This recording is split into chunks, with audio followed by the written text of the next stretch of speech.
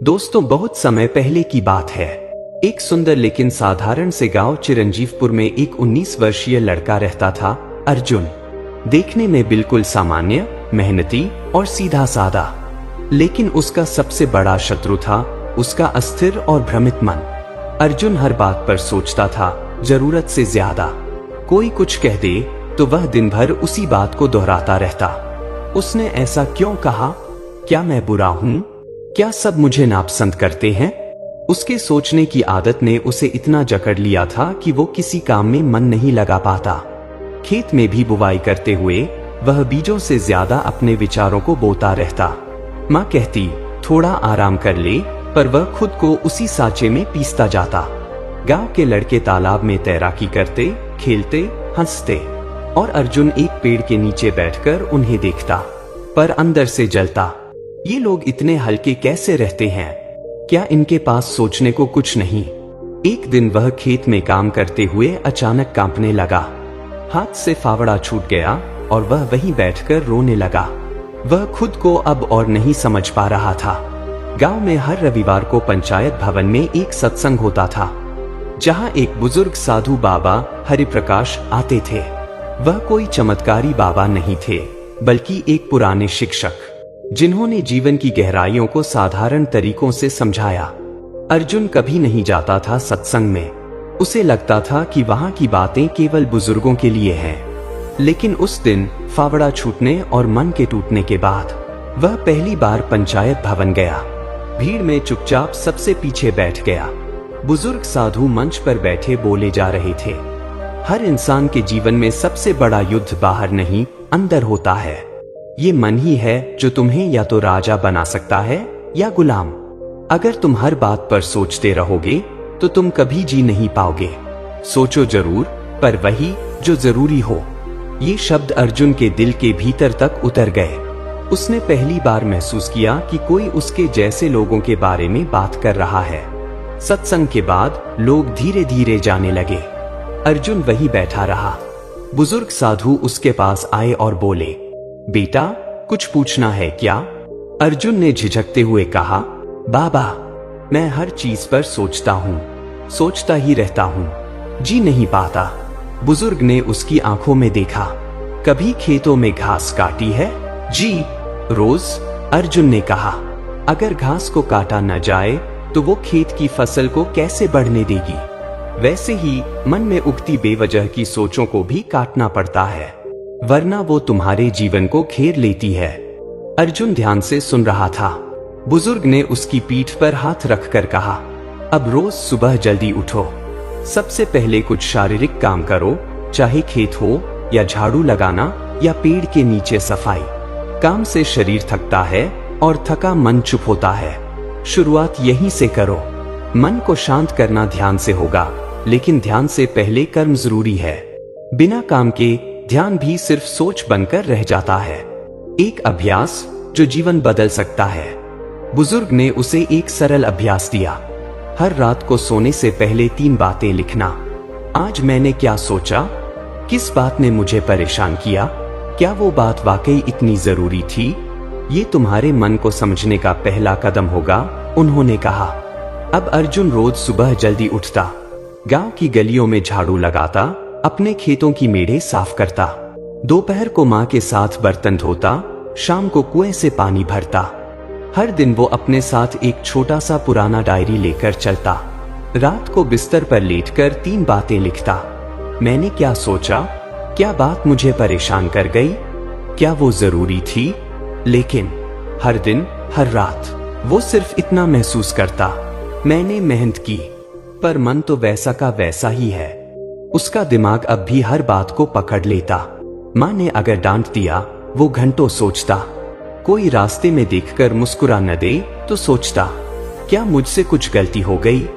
1 हफ्ता बीत चुका था। अब अर्जुन थकने लगा था। क्या ये सब करने का कोई फायदा भी है? वो सोचने लगा, क्या वो बाबा की बातें सिर्फ शब्दों का खेल थी? क्या मन कभी शांत हो भी सकता है? या मैं ही ऐसा हूं जो कभी ठीक नहीं हो सकता? उसी हफ्ते रविवार फिर आया और पंचायत भवन में फिर सत्संग का आयोजन हुआ। लेकिन इस बार अर्जुन पिछले की तरह सबसे पीछे नहीं बैठा। वह सीधे साधु बाबा के पास गया। आंखों में झुंझलाहट थी और मन में निराशा। अर्जुन ने सीधी बात की, बाबा, मैंने सब कुछ किया। रोज सुबह जल्दी उठा, काम किया, डायरी भी लिखी, पर मेरा मन वैसा का वैसा ही है। कोई फायदा नहीं हो रहा। बाबा मुस्कराए नहीं। इस बार उन्होंने गंभीरता से उसकी आंखों में देखा। फिर बोले, बेटा, एक बीज आज बोया जाए और कल फल दे दे। ऐसा होता है क्या? अर्जुन चुप हो गया। बाबा ने आगे कहा, बुरा बनने में एक दिन भी नहीं लगता, लेकिन अच्छा बनने में समय लगता है, क्योंकि बुरे में प्रयास नहीं लगते और अच्छे में संघर्ष करना पड़ता है। तुमने सिर्फ 7 दिन कोशिश की और परिणाम की मांग करने लगे, जबकि तुमने अपने मन को 19 साल तक यूं ही बहकने दिया। बाबा ने जोर देकर कहा, अगर तुम सच में अपने मन को समझना और बदलना चाहते हो, तो कम से कम 1 महीना पूरी ईमानदारी से अभ्यास करो। उसके बाद अगर कुछ न बदले तो मुझसे फिर सवाल करना। अर्जुन ने थोड़ा अचरज से पूछा, 1 महीना रोज बिना छोड़े? बाबा ने कहा, तुम्हारा मन तुम्हारा सबसे बड़ा साथी भी बन सकता है और सबसे खतरनाक दुश्मन भी। फर्क इस बात में है कि तुम उसे समझते हो या बस झेलते हो। अभी तुम बस झेल रहे हो, समझना शुरू नहीं किया। बाबा ने अपनी छड़ी से जमीन पर एक गोल घेरा बनाया। ये देखो बेटा, ये है तुम्हारा मन का दायरा। अभी इसमें भरे हैं डर, असुरक्षा, चिंता, दूसरों की बातें, असंतोष। अगर तुम रोज उस घेरे में सकारात्मक कर्म और सच के विचार डालो, तो धीरे धीरे ये पुरानी चीजें निकलती जाएंगी। लेकिन वो बाहर तभी जाएंगी जब नए विचार और कर्म लगातार अंदर जाएं, और वो होगा धैर्य से। अर्जुन की आंखें भर आईं। वो सोचता रहा, मैंने आज तक किसी चीज को लगातार 1 महीना तक किया ही नहीं था। हर बार उम्मीद लगाई पर मेहनत नहीं की। अब वो वापस घर गया, पर इस बार मन में परिणाम की जल्दी नहीं, बल्कि रास्ते पर चलने की सच्ची चाहत थी। अर्जुन ने उसी रात अपनी डायरी में लिखा, मन कोई मशीन नहीं जो बटन दबाते ही बदल जाए। ये तो एक जंगल है जिसमें रास्ता खुद काटना पड़ता है और हर दिन एक पेड़ हटाना होता है। उसने उस दिन से एक संकल्प लिया, पूरे 1 महीने तक वह बिना कोई दिन छोड़े सुबह काम करेगा, रात को लिखेगा और दिन में अपने विचारों को पकड़ कर देखेगा, क्या ये सोचने लायक है? और इसी सवाल के साथ अर्जुन ने हर दिन का सामना किया। अब अर्जुन हर दिन सुबह उठकर सबसे पहले अपने मन को एक बात समझाता, आज सिर्फ जरूरी बातों पर सोचूंगा। वो खेतों में काम करता, माँ की मदद करता और गांव के बच्चों को पढ़ाने भी लगा। बातें अब भी होती थीं, लोग अब भी ताने मारते थे, कोई हंसता, कोई उपेक्षा करता, पर अब अर्जुन हर बात को पकड़ता नहीं था। अब वो सोचता था, समझता था, फिर छोड़ देता था। एक रात जब वह डायरी लिख रहा था, उसने पाया आज पूरे दिन उसे किसी बात पर ज्यादा दुख नहीं हुआ। उसने लिखा, आज पहली बार मैं अपने साथ सहज महसूस कर रहा हूँ। अब मुझे लगता है मैं अपने मन को थोड़ी थोड़ी समझने लगा हूँ। गांव के कुछ लोग उसके व्यवहार में अंतर देखने लगे थे। अब अर्जुन जल्दी चिढ़ता नहीं था, हर किसी से शांति से बात करता था, बिना शिकायत के काम करता था। एक दिन अर्जुन गांव की चौपाल में बैठा था तो एक बुजुर्ग किसान ने कहा, बेटा, पहले तो तू हर बात पर परेशान रहता था, अब तो ऐसा लगता है जैसे कुछ भीतर से स्थिर हो गया हो। अर्जुन मुस्कुरा दिया। उसने पहली बार महसूस किया कि जब आप बदलते हैं तो दुनिया धीरे धीरे आपकी छवि भी बदलने लगती है। अब अर्जुन के पास कुछ भी नया नहीं था, न कोई धन, न कोई बड़ा काम, न कोई खास सफलता, पर फिर भी वह खुश था, क्योंकि अब उसका मन उसका दुश्मन नहीं, साथी बन चुका था। वो अब भी डायरी में लिखता, हर दिन सुबह बैठकर 5 मिनट खुद से सवाल करता, क्या मैं आज शांत रह पाया? क्या मैंने आज सिर्फ जरूरी बातों पर ध्यान दिया? और हर बार जवाब थोड़ा बेहतर होता। 1 महीने बाद वही रविवार आया, सत्संग हुआ और जैसे ही समाप्त हुआ, अर्जुन सीधे बाबा के पास गया। इस बार उसकी आंखों में संकोच नहीं, कृतज्ञता और शांति थी। उसने बाबा के पैर छुए और बोला, बाबा, आपने सच कहा था। 1 महीना मैंने पूरी ईमानदारी से प्रयास किया और अब सब कुछ बदल गया है। माँ अब मुझसे ज्यादा बात करती है, लोग मुझे सुनते हैं, घर का माहौल भी हल्का लगने लगा है। ऐसा लगता है जैसे सब कुछ बदल गया हो। बाबा ने मुस्कुराकर अर्जुन से पूछा, बेटा क्या सच में बाहर की दुनिया बदल गई है? अर्जुन थोड़ा सोच में पड़ गया, फिर धीरे से बोला, नहीं बाबा, शायद दुनिया नहीं बदली, मैं खुद बदल गया हूँ। बाबा हंसे और बोले, यही तो बात है, परिवर्तन की शुरुआत बाहर से नहीं भीतर से होती है।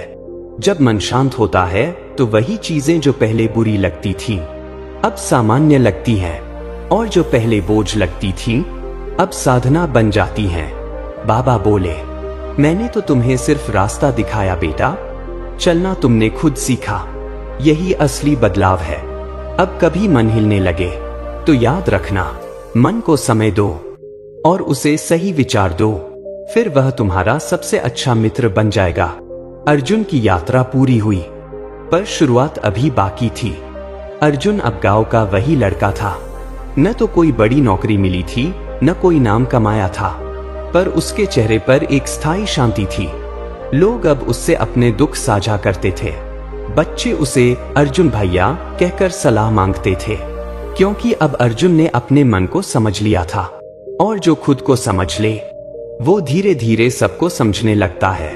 दोस्तों, अगर ये कहानी आपके दिल को छू गई हो तो एक पल रुकिए और खुद से पूछिए, क्या मैं भी अपने मन को समझने की कोशिश कर रहा हूँ?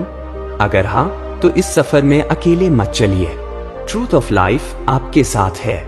हर रोज एक नई कहानी जो आपके विचारों को झकझोर देगी और जिंदगी को देखने का नजरिया बदल देगी। दोस्तों, वीडियो पसंद आया हो तो लाइक करें, कमेंट में बताएं क्या आपने खुद को कभी अर्जुन की तरह महसूस किया है।